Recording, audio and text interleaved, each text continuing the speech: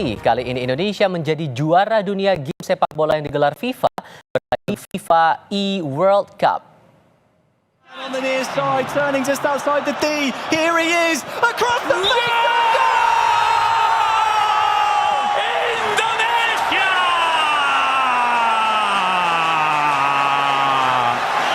Indonesia yang menurunkan duet atlet e-sport Rizky Faidan dan Elga Cahya mengalahkan Brasil dalam 2 dari 3 game yang dipertandingkan di final.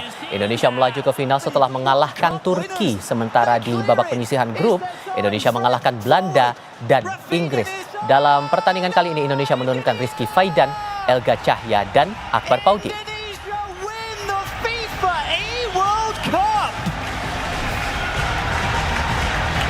Ladies and gentlemen, we have a champion!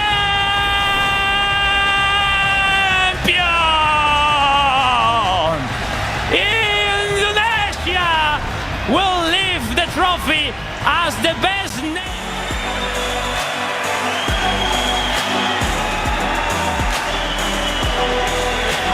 But he finally Kemenangan ini menjadi sejarah bagi atlet e-sport Indonesia di game sepak bola. Sebelumnya, Indonesia sukses menyandang status juara Piala Asia game sepak bola yang berlangsung di Februari lalu.